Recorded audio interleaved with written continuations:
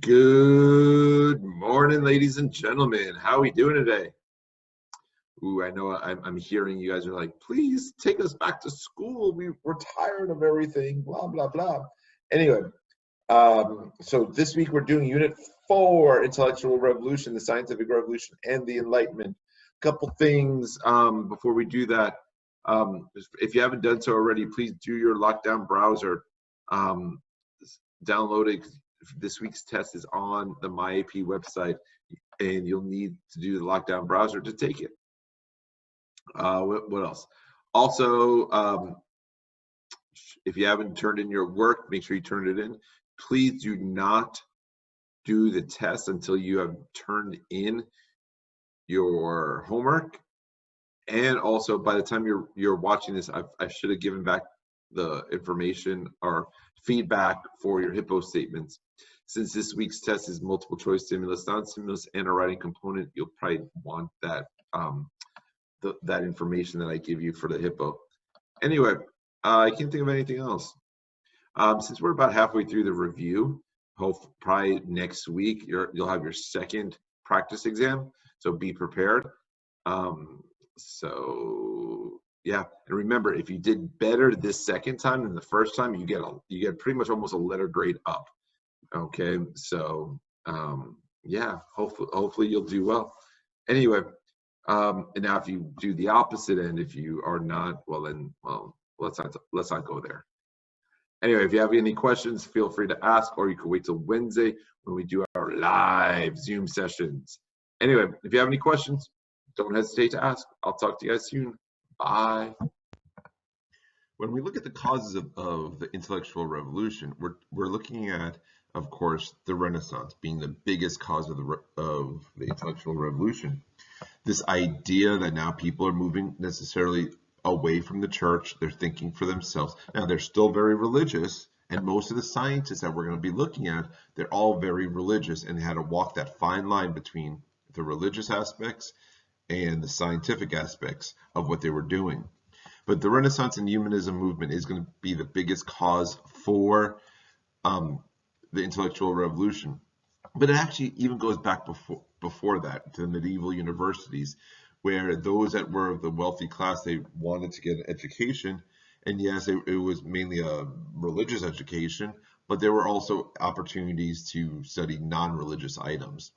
Of course, other causes would be the age of exploration, the need for new technology will help lead to the scientific revolution.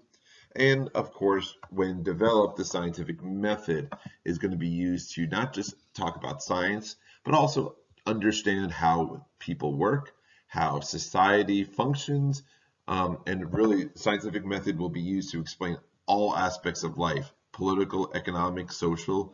Whether you're talking about the scientific revolution or the Enlightenment, the scientific method is going to be key. So the scientific revolution starts with a guy by the name of Copernicus. Now, before we talk about Copernicus, we have to understand what is the scientific revolution. The scientific revolution is a slow evolutionary process of the changing in thinking. It doesn't happen overnight. Yes, Copernicus is given credit for starting it, but from the mid-1500s all the way through to the 1700s, the scientific revolution occurred. And it's going to start off with astronomy and then physics and biology and chemistry and so on and so forth. But it's a slow process. It does not happen overnight. And it's this evolutionary thinking where slowly things are going to start changing. And by the 1700s, pretty much all the new way of thinking is now adhered to. Now, prior to Copernicus, you had what's called the geocentric theory. And of course, this deals with astronomy.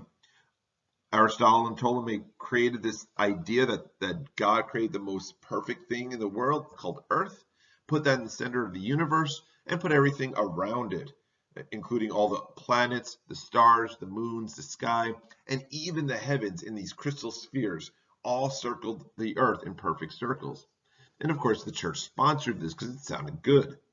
Okay, well, Copernicus in the mid-1500s is going to write a book called On the Revolution of Heavenly Bodies, but he doesn't publish it until the year of his death, because he knows if he publishes this book, that really challenges the geocentric theory, he's going to be punished.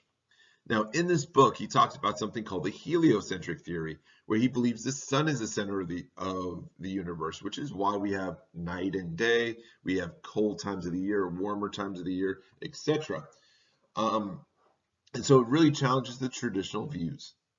Now, he doesn't really prove anything. He just gets people thinking. Okay, he says, don't base your thinking on the church's logic because it's wrong. Think for yourself. Use your own logic. Now, even though he doesn't have any evidence, he gets people to think. Now, Tycho Brahe, about 100 years later, actually more like 60 or so years later, says, no, this is stupid. Okay, he does not believe in the heliocentric theory. He believes in the geocentric theory. So he's a very rich individual. He has his own private island. He lives in Denmark. He lives in Prague and Bohemia. So he's quite wealthy. Well, he's going to try to prove that geocentric theory is correct.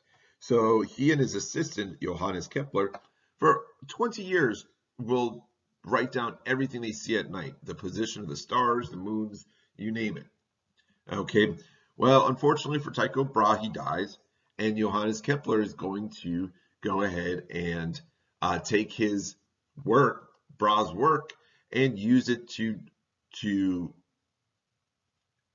prove the heliocentric theory as being correct. So that all that information that Brahe compiled is now going to be used not to prove geocentric theory, but prove heliocentric theory. Kepler also said that the planets move in elliptical paths, and that there's certain positions of each planet for sun, for the winter, spring, summer, fall, etc. Now, if you remember Brahe's name, he was the guy without the nose, and he's the guy that died because he didn't go to the bathroom because of a dinner party. Fun little fact that you'll never need to know. Last but not least, Galileo. Okay, Galileo is also going to be important during this time period. He perfects the telescope. He also uses math to talk about his laws of motion and inertia. Now, he also with Kepler created 3 laws of planetary movement. He also used math to do that. So Kepler and Galileo will use math as well as to prove different ideas about how planets move around the Earth, or excuse me, around the sun. Haha, that's heliocentric theory. Geocentric theory would be the Earth is the center of the universe. Sorry. Now, Galileo, though, is going, because he lives in Italy, he is going to be arrested by the church because the church thought that he was a heretic for what he was saying. He was proving the geocentric theory as incorrect. So the church arrests him, charges him with heresy, and puts him under house arrest. They don't kill him because he's an old man, and they thought that the church would look bad by killing an old man. So they just put him under house arrest. He recants. He basically does his wholehearted, fine, I didn't do it. I'm stupid. I didn't know what I was talking about. But everyone knows he is a true believer of the heliocentric theory. So, of course, we cannot talk about the scientific revolution without talking about the scientific method that's being created. Now, this is the same scientific method that you use in chemistry and physics and biology, but also you use it in math, in history, in you name it, psychology, you name it. Okay, because the scientific method is not just focused on science, it's focusing on how do we get from gathering information to coming up with a conclusion. And that's exactly what the scientific method is all about. Believe it or not, you probably also use it in your sports, in your gaming. Yes, Caden, I said gaming. Okay, and all other things. Okay, so when we look at the scientific method, we're talking about Bacon and Descartes. Sir Francis Bacon of England created empiricism, which is the use of basically inductive reasoning to create a hypothesis. Okay. He's not a scientist. Actually, neither guy was a scientist. They're more thinkers. Okay. Bacon says, okay, use your senses to come up with observations. Think of bacon. You could smell bacon. You could see bacon cook. You could taste it. You could hear it. You could feel it. Okay, bacon, bacon, bacon, bacon. So Bacon believed direct observation. Okay, record what you see, what you hear, what you taste, what you feel, whatever. Record all that, and then because of your direct observations and your data, you can make up a hypothesis. Okay, that's what he thought. Descartes, on the other hand, said, no, senses lie to you. Have you ever thought about, like, oh, you thought you saw something, but you really didn't? You thought you heard a ghost, but you really didn't? You thought you heard the dog bark, but you really didn't? It's all in your brain. Okay, he says your senses lie to you all the time, so don't go with your senses. He said the process moves through a theory based on reasons to facts that support or deny your theory. This is called deductive reasoning. He says, ask questions, doubt everything. Ask questions, ask questions, ask questions until you have enough information that you could reasonably come up with a conclusion. So you're using your logic, not your senses, to come up with your conclusions. He said, even doubt your own existence. This is where cogito ergo sum, I think, therefore I am. This cannot be denied without thinking. Therefore, it must be the absolute truth that man can think. Okay, so he says, I exist because I can think. Now, these two ideas are totally different. One says use your brain only, the other one says use your senses and then your brain. Well, to come up with a modern day scientific method, Bacon and Descartes' ideas are going to come together in the early 1600s, late 1500s, early 1600s, to come up with the scientific method. Okay, now with the scientific method, now governments are really going to like the scientific revolution, especially places like France and England and the northern countries. Kind of the further away you are from Rome, the more likely they're going to really sponsor the sciences. Okay, and a lot of governments will create scientific societies that are supported by the state and the monarchies. They pay for research to be done because the idea is that if a major discovery can be found, well, then of course you're going to thank the king, and the king looks great. It's just like in July when you guys get your scores back from the AP exam, you're going to get a 5, and of course you're going to thank me, your awesome, wonderful, loving, caring teacher of yours. Anyway, some of you are like just rolling your eyes now. You're like, blah, move on. Anyway, these scientific societies are supported by the states and the monarchies, really to, because the monarchies want that fame. Okay, they want that congratulations. Okay, England, France, Prussia, even Russia under Peter the Great and others. Okay, these scientific societies are meant to really share knowledge.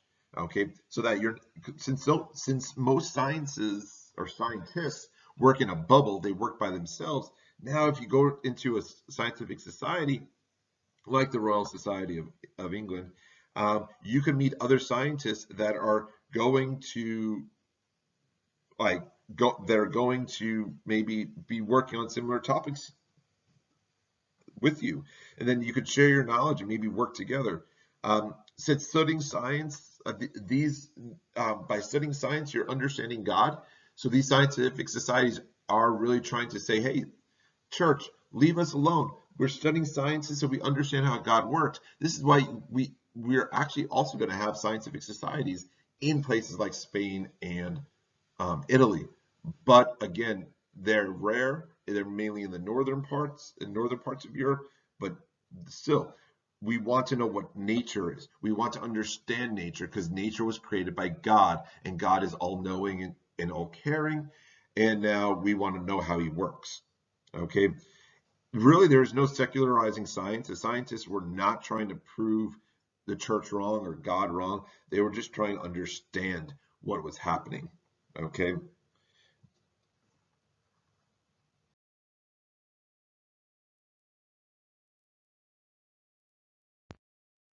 Now, we focus on astronomy a lot, with all the heliocentric theory, but there's other sciences that are going to be discovered, such as chemistry, physics, you name it, and biology. Okay, well, for physics, of course, the father of modern physics is a guy by the name of Isaac Newton. Okay, he basically said that the world is governed by universal laws, and everything in the world can be explained through math. So we're talking about sciences, we're talking about human behavior, we're talking about governments, we're talking about, you name it. Everything can be explained through math. He wrote this in his book Principia, okay, which talks about his laws of motion. Okay, he basically said the world is one big machine and everything works together. Okay, you can't just take one aspect of it and understand just that one aspect. You have to understand everything. He also said that superstition does not really exist, that it's just based on people's ignorance. Okay, if you were to do this, you were going to get struck by lightning. Well, no. Okay, that's just superstition. Okay, it's because you don't know better. That's why you go to superstition, or you're not educated, which is why you go to superstitions. Okay, now this, of course, he creates his laws of gravity, his laws of motion. Isaac Newton's ideas will really focus, or will really lead to the Enlightenment, like Montesquieu's ideas about governments and Einstein's ideas in the 1800s and 1900s. Okay, so really Newton's work really expands and really goes beyond just science, but all throughout society and life. I'm not going to go through every single scientist or enlightened thinker during this time period, because you have a great resource at your fingertips in your nicely organized notebooks, which you have hopefully right at your fingertips. You didn't leave at school. Yikes. But anyway, now you have, if I would look over this chart, it should be on 1 or 2 pages, and it kind of goes over all the major people. Maybe put a tab on it or something, or a little sticky note on it, so that if your DBQ is about the scientific revolution or has any relations to the sciences, that you can use this as outside information, contextualization, you name it. Okay, awesome. You may say, okay, you know what? Great. We had advancements in science. That's wonderful. Big deal. Let's move on. But in reality, the scientific revolution had a major impact in history, and not just in the sciences. It had a major impact in society, because every aspect of society is going to be affected by the scientific revolution. Okay, the way we think, the way we act, the way governments perform, that's all comes from the scientific revolution, the scientific method. So the scientific revolution is going to help lead us to the Enlightenment. And the Enlightenment was all about how do we make ourselves a better society by using the scientific method to do that. It's going to help improve exploration and sailing. It's going to have what's called scientific agriculture, or we also call it the agricultural revolution. By having the agricultural revolution, that will bring in more food for the individuals. That means if you have more food, that means the food prices go down, then more people can eat. So improves the quality of life, etc. So there's a lot of impacts on society. And of course, now even though people are still very religious, they're going to start moving away from things that are like superstition. Okay, things that couldn't be explained, they just kind of put it towards superstition. Okay, well, superstition and witchcraft will finally go down, will be eliminated. These fallacies will finally be eliminated because of they were based on ignorance, and now people are learning more. So ignorance goes away when education occurs.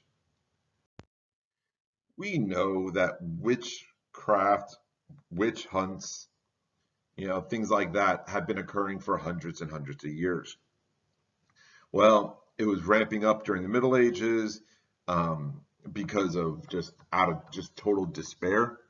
Well, we know that, hundreds and thousands of people, tens of thousands of people are going to die because of them being accused of witch. A woman who speaks out too much was considered a witch. A woman who did not know her place in the world might have been considered a witch. A woman who was opinionated might have been a witch. Okay. Um, a, a woman whose husband died of what we would call natural causes now, but he might have died of a heart attack back then. Okay, he might have been young, died of a heart attack. Well, what killed him? Must have been the wife. So she'd be considered a witch. So there's a lot of reasons why people were hunted for witches, but really in reality, when the scientific revolution occurs, we are going to have the end of witch hunts and people being accused of witches. You won't see that often after the scientific revolution because people are starting to move away from that. Maybe in some of the areas like the more Puritan areas or the Anabaptist areas where it's a lot more closer to the Bible living, that might occur, but in the more populated areas, you really won't see that anymore. So now we move to the second half of the intellectual revolution, and that's the Enlightenment. Now we know that the scientific revolution occurs from the mid-1500s or end of the 1500s all the way through to the beginning of the 1700s. And then the second half of this intellectual revolution is called the Enlightenment, and that is just the 1700s, and it ends with the French Revolution. Now, the Enlightenment is all about thinking. It's all about how do we change society for the better? How do we improve the person? How do we improve society? And if you look at this map, you'll see that the Enlightenment is going to be mainly located in your areas that are going to be highly populated with colleges.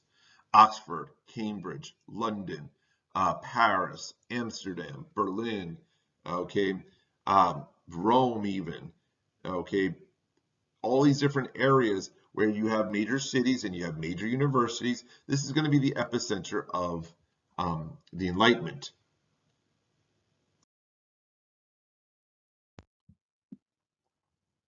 So, what are the origins of the Enlightenment? Well, there's several. Of course, the scientific revolution, where they're going to use the scientific method to understand how science works. Well, they're going to now the philosophers or the thinkers of the Enlightenment are going to use the scientific method to understand how society works. Skepticism, classicalism, and deism are all other origins of the Enlightenment. Skepticism is just the idea of don't just believe what you're being told. Kind of ask questions and clarify reasons why behind people are thinking the way they're thinking. Classicism, that's understanding the classics, the ancient Romans and Greeks. Deism.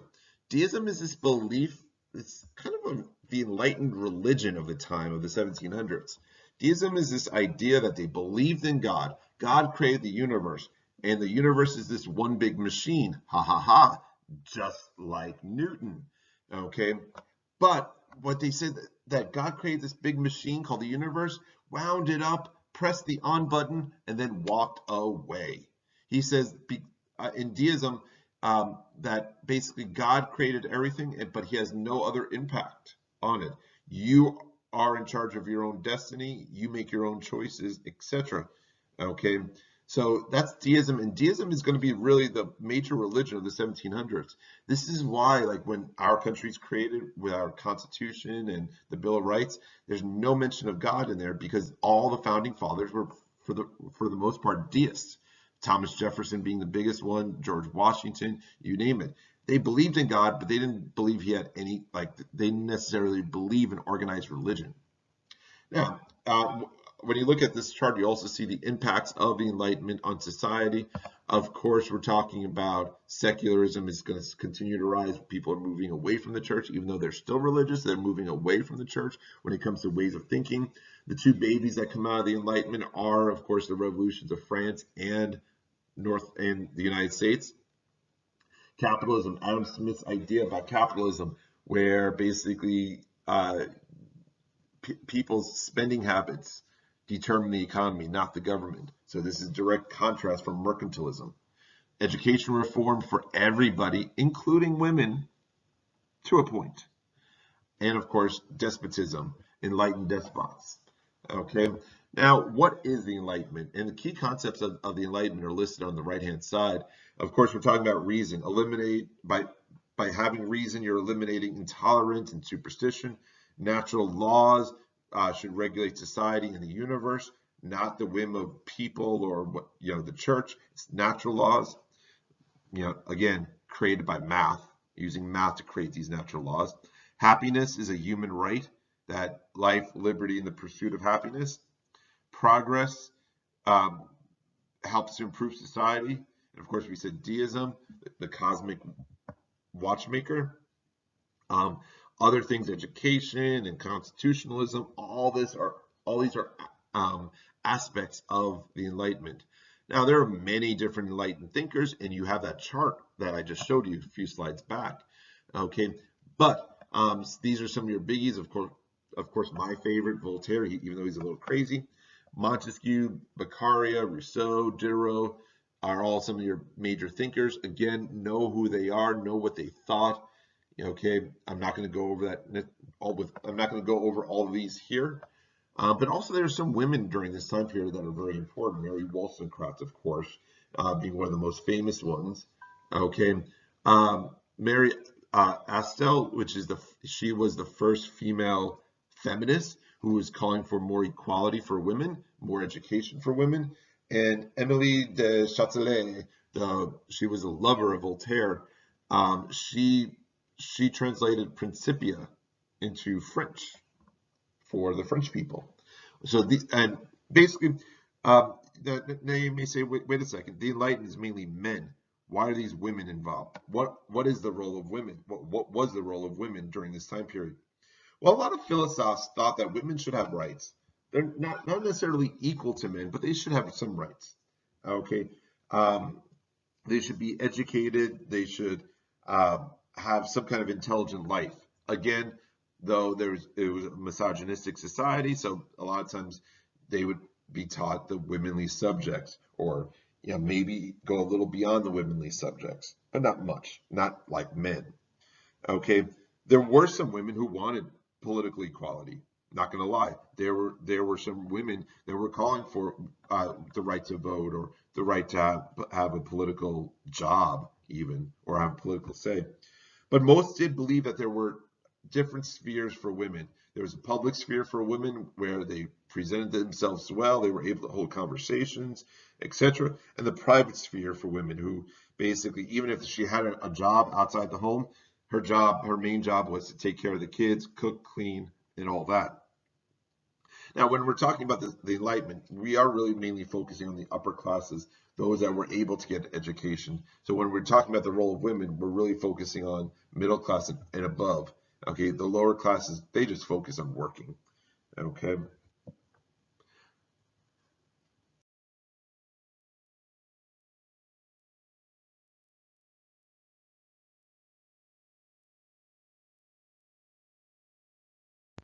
Now, these next two individuals actually aren't part of the Enlightenment per se. Maybe Locke is, kind of, sort of. Hobbes is definitely not. But Thomas Hobbes and John Locke were thinkers of the day. They were social scientists, and they were thinkers of the day. And they had very different opinions. Okay, there's been a lot of essays about like differentiate these two people. So Thomas Hobbes was very pessimistic. He lived through the English Civil War and saw all the killing and the death and the craziness that occurred with it. So he had a very pessimistic view of society. He wrote the book Social Contract in 1851. Don't get it confused with Locke's Social Contract of 1690. Okay, but he basically says that the government has a job to protect the people against themselves, because Hobbes felt that the people were basically brutish, were self-interested. They only cared about themselves, and could care less about society. And it was government's job to protect the people against themselves. Okay, and without a very strong government, like an absolute government, you're going to have chaos. So in his book Social Contract, Hobbes basically said, okay, great. Government has a job, and that's to protect the people and maintain peace. Okay, and that's it. In his book Leviathan, he really basically said that people should have no rights, because it's the government that will protect the law and order. It will protect what is meant to be good for the people, what is needed for the people. that the government knows what's best for the people. That's in his book Leviathan. Okay. Now, John Locke, though, on the other hand, was really the opposite. He did live through the English Civil War, but he was a kid, so he didn't necessarily understand it as much, and he wasn't influenced by it as much.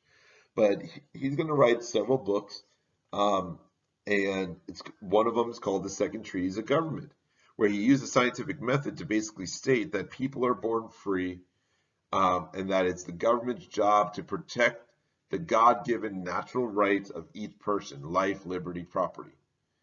Okay, and it is a contract that people have with the government, that it's the government's job to protect these rights. And if the government cannot protect these rights, the people can rebel. This is kind of the government has power by the people. Okay, so it's kind of a more of a democratic republic he's talking about. Actually, more of a republic. Period. Now he also is going to write other books about human behavior. For example, in his book Essay Concerning Human Understanding, he writes about what he calls the tabula rasa. The tabula rasa, which yes, it's on there. Okay, tabula rasa is basically this idea that everyone is born with a blank slate, and that they learn from their environment. This goes back, way back, to when it was thought that God created you before you were even born, and you are how you are. But John Locke says, no, you learn from your environment. If you are hostile toward your children will become hostile as adults. If you don't set rules for your children, well, then your children would become rule breakers, because they had no understanding of what a rule is. So the tabula rasa theory is this idea that you learn from your environment, and you're like a sponge, and you soak everything up. Okay. Of course, his idea about human behavior will be challenged by others, such as Thomas Hobbes, but his ideas really are the forefront of the Enlightenment, because he says everyone is good. Everyone is born as a blank slate, and it's their environment that determines who they are. So if you want society to be good, change the environment.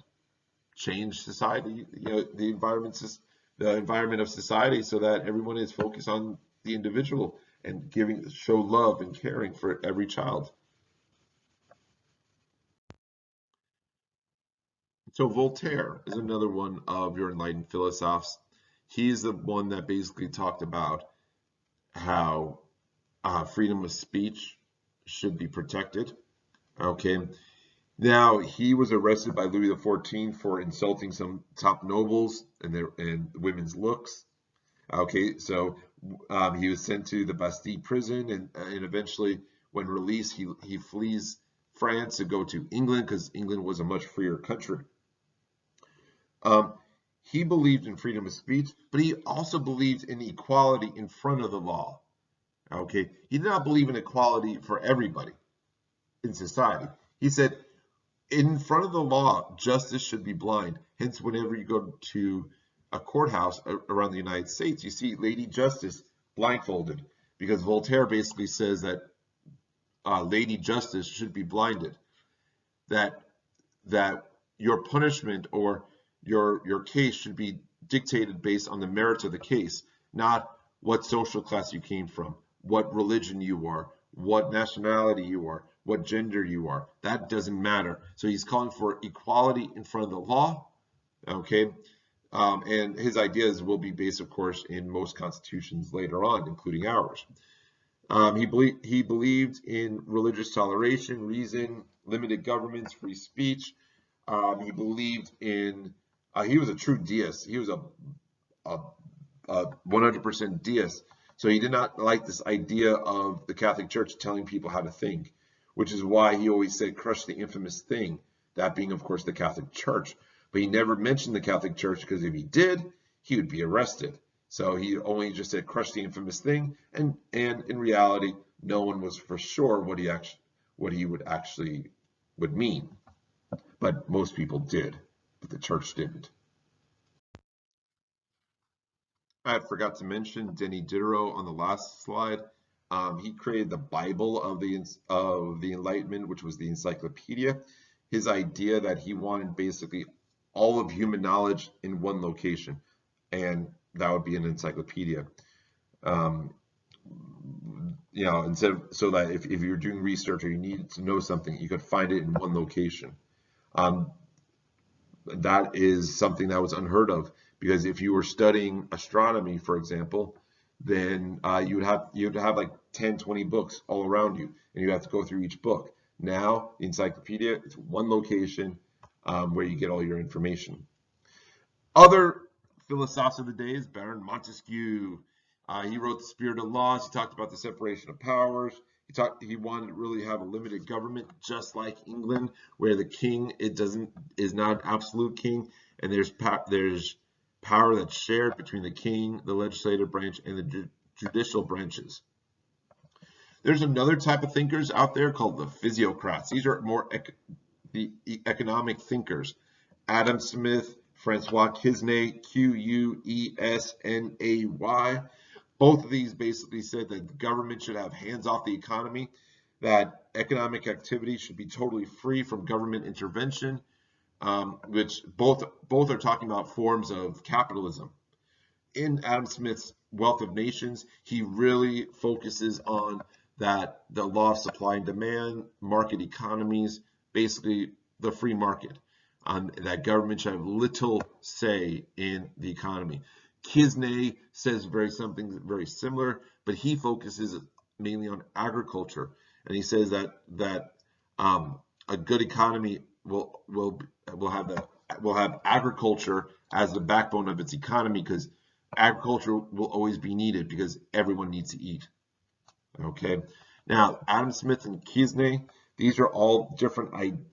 These are different ideas that they have compared to prior to the Enlightenment, the mercantilist thought. Of course, mercantilism, the poster child for mercantilism is Jean-Baptiste Colbert, Louis XIV's economic advisor, where in mercantilism, it's all about the government controlling the economy, whereas in Adam Smith and Francois Quesnay, they're more about capitalism, where the government has hands off the economy.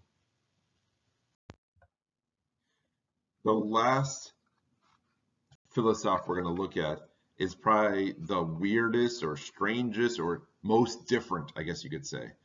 Okay, maybe weirdest isn't nice, but whatever. Anyway, that's Jean-Baptiste Colbert.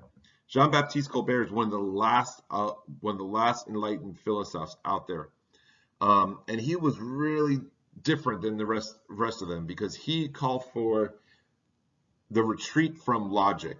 He did not believe in logic. He said that logic was bad and go with your feelings, which is why he is so different than the rest of the Enlightenment, because the rest of the Enlightenment basically says, no, logic is good. Okay. So now his ideas will help lead us to the next movement after the Enlightenment, called the Romantic period. Now, Jean-Jacques Rousseau is going to be important because of two things. He talks about children, and he talks about politics and making of laws. When we look at children, he wrote a book called Emily, which is all about educating children the right way, not the way that necessarily that John Locke believed in. He believed in something called natural education, and that basically kids are naturally good. They are born good. Whereas Locke says no, children are born with a blank slate. Well, Rousseau basically says no, they're born good, but it's society that ruins them. That's the parents' and teachers' jobs to protect them from society. He believed that in discovery learning, that kids should draw conclusions from experimentation, that they should do their own learning. Kids will learn what they need to learn, not what we tell them that they have to learn. So so you could say, you could connect this complex understanding. You could connect this with the Montessori schools of the 1800s and beyond. Okay, where it's all hands-on learning. Okay, he believed education should be individualized for every student, that every student needs to focus on their needs and their wants, not like a prescribed curriculum.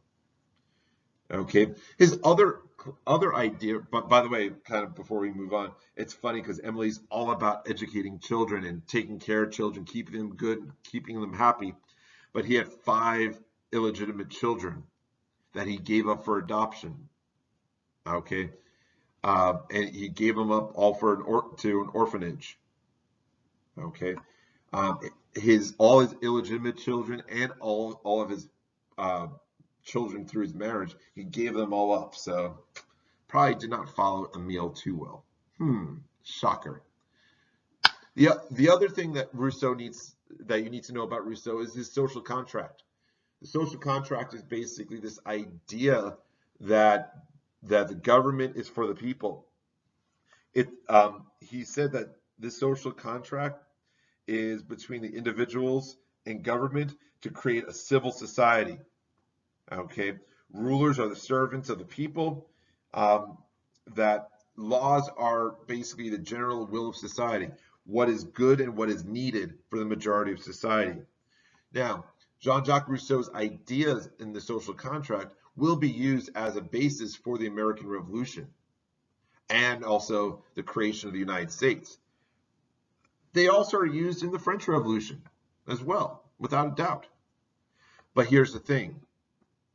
Later on in the 20th century, totalitarian governments like Hitler, Mussolini, Stalin, and others are going to use his ideas. Okay, that basically says that the government needs to that the government is needed for law and order. The government is needed for the individual to create a civil society. So they're going to take Rousseau's ideas, bastardize it to really focus on why totalitarian rule is good. Okay, kind of opposite of what the Americans did and the French did during their revolutions.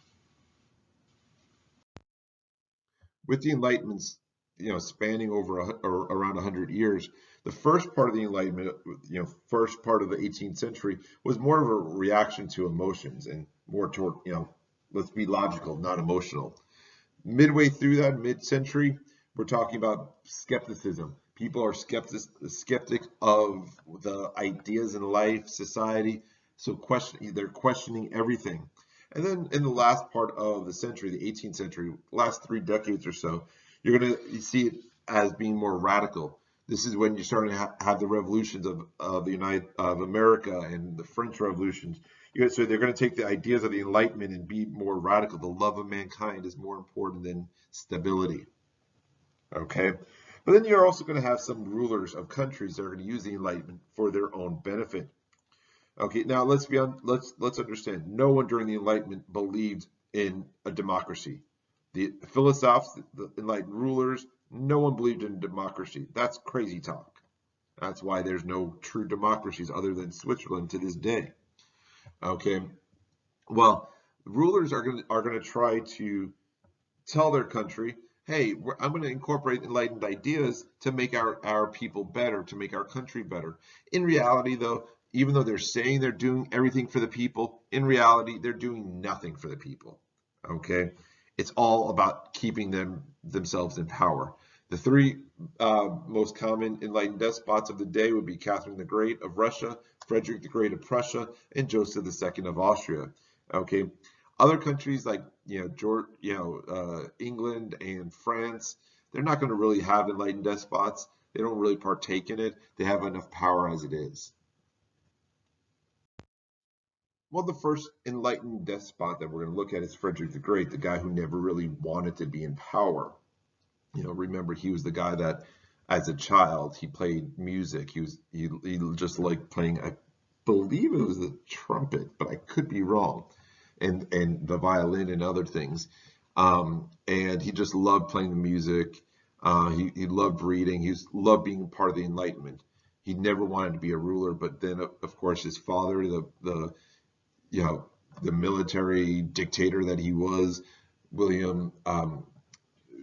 Frederick William, the Great Elector, Frederick William, the Soldier King, excuse me, really forced it down his throat. And Frederick the Great, when he becomes the the ruler of Prussia is forced to be a ruler. He's going to bring in the enlightened ideas to Prussia, where he gets rid of torture and he gets rid of ideas that would go against the enlightened thinking. Okay, for the most part. So he's going to create a national set of laws that's for everyone. He's going to create the judicial system that's equal for everyone. He believes in religious toleration. You do whatever you want in your own private home or your private church or whatever. You do whatever you want in your life when it comes to religion. The government shouldn't have any say in it. Now, the only thing that he went against, well, actually, it's not really against the Enlightenment because no one really talked about it, was serfdom. No one called for true equality in society under the Enlightenment. They just wanted a better society. But Frederick the Great is going to strengthen serfdom within Prussia because he had to work with the Junkers. And the Junkers, which are the German nobles, they control the serfs. So basically, he needed to strengthen serfdom to appease the Junkers and to keep his power. Okay, but he's going to use the Enlightenment. He's going to bring the arts. He's going to bring thinking, libraries, you name it, all to his country. Catherine the Great of Russia. Now, when she comes to power after basically toppling her own husband to become the czaress or czarina of Russia, she's going to incorporate a lot of ideas from the Enlightenment. Okay, limiting torture, limiting abuse within prisons. The same torture that killed her husband while her husband was in prison now is actually because remember, she kind of orchestrated the death of her husband, and her husband died in prison. Well, now as a ruler, she's going to restrict that torture so that can never happen again. Encourage freedom of speech and press. Had religious toleration to a degree. She is going to give more rights to nobles. Okay, because of the Pugachev revolt. If you remember, the Pugachev revolt was where serfs tried to revolt to gain their freedoms, and in reality, the Pugachev, who was a leader, who was a serf, this rebellion is going to be squashed, and she's actually going to put more restrictions on serfs, and basically tell the nobles, you do whatever you need to do to your serfs. Now, other thing she does is that she's very anti-French Revolution. So even though she's accepting the Enlightened ideas, she's not accepting revolution, because what ruler would want to support a revolution where the people topple their king? That doesn't make sense.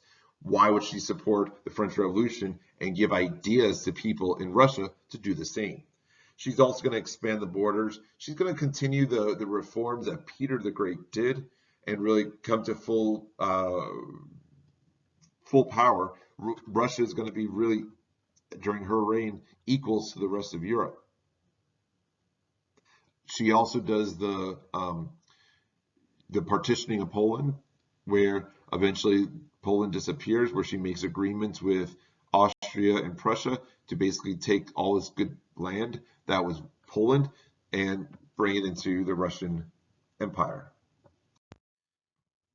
The last of the Enlightened despots that we're going to look at is the least successful one.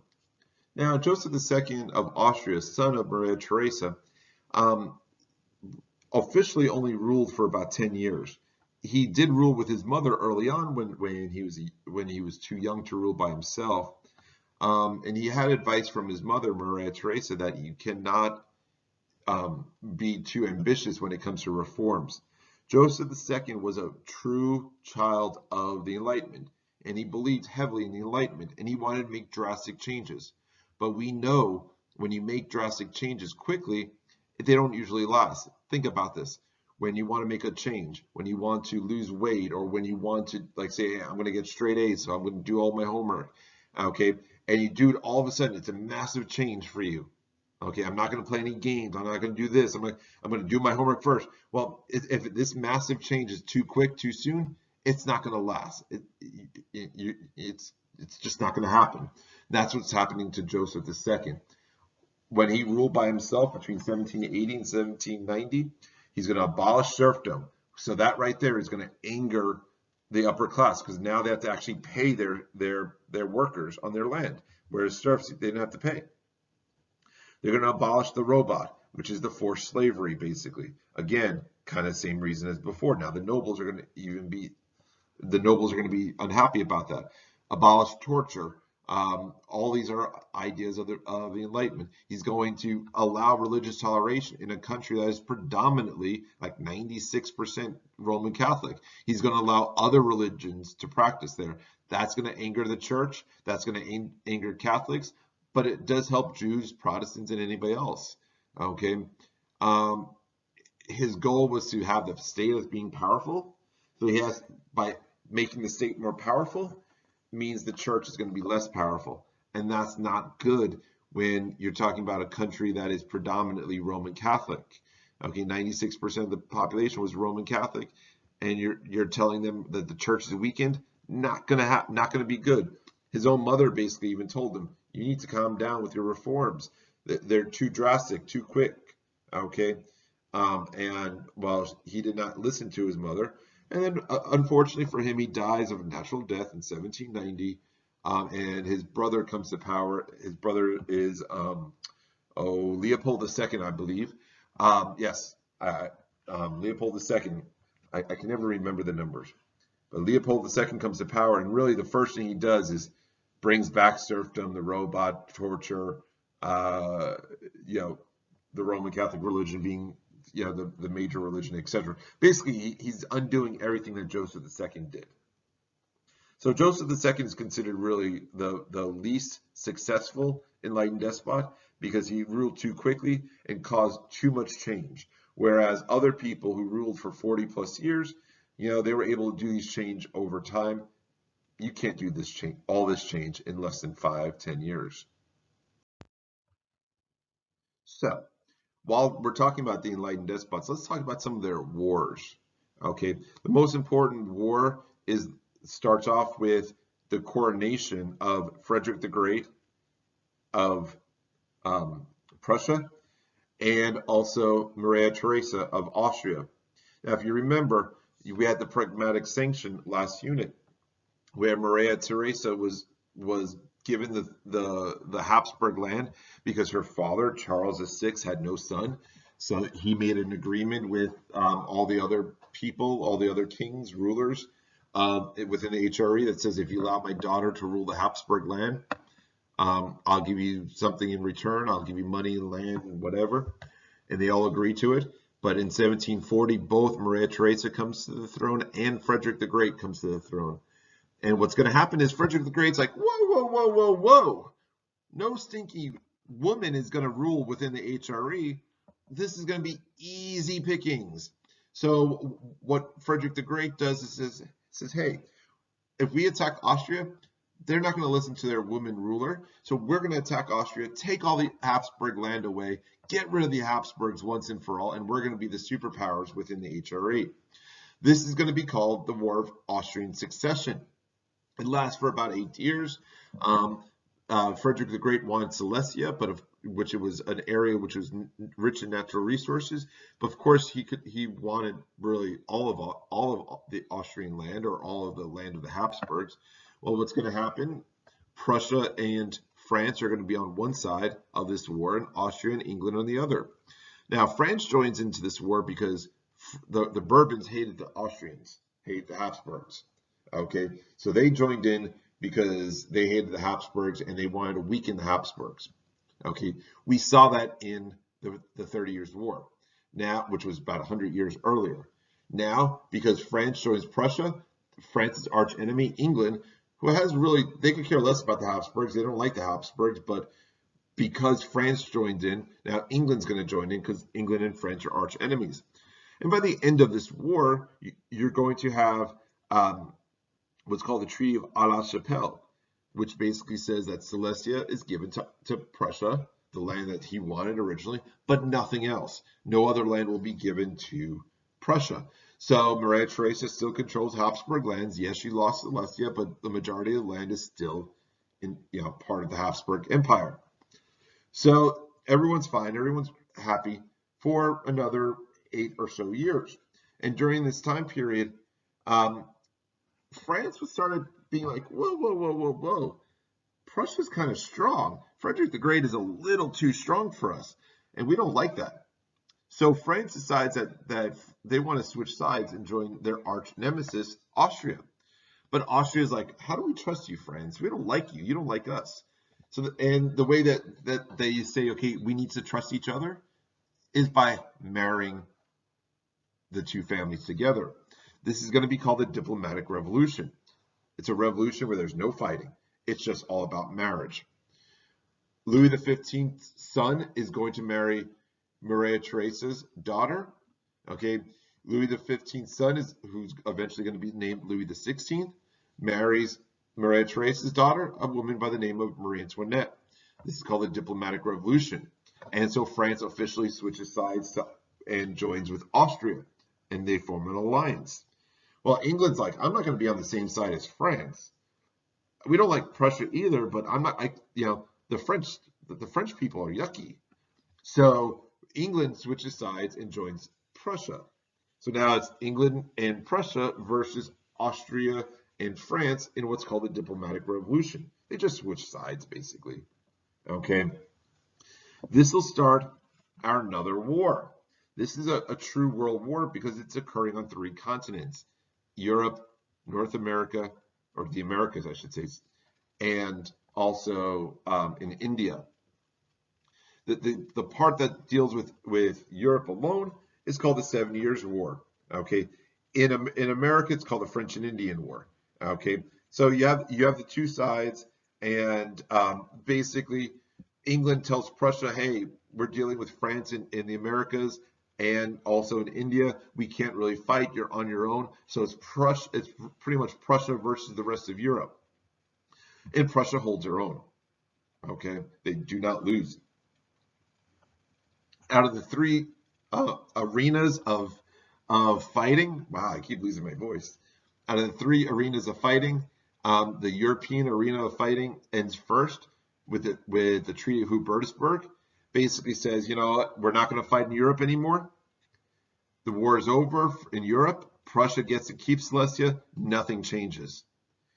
In the Americas, you're going to have the Treaty of Paris that eventually is signed in 1763 that ends the French and Indian War, which really takes all or most of the French lands away from France and gives it to England and other countries. Okay, with this war, okay, even though the Austrian and the French and the Russian armies were about 15 times bigger than the Prussian military, Prussia was still able to basically keep from losing.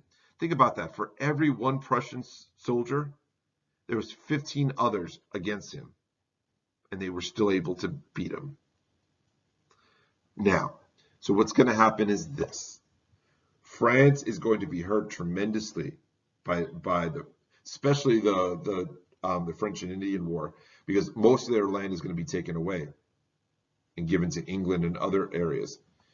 In Europe, England becomes very strong because of all that land that they just obtained in the Americas. Prussia also is showing the world, hey, look at us, we're a world power. No one can defeat us.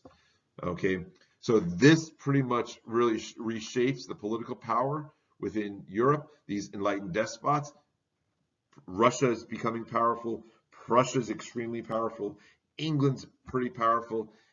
France is on a major decline. Austria is declining, but they're still they're still powerful. So overall, what do you need to know about the intellectual revolution? You need to know it changed political, economic, and social aspects of life in Europe. So it's not just about science. It's not just about thinking. There's lots of political, lots of economic, and lots of social changes that come out of this. And this is Unit 4.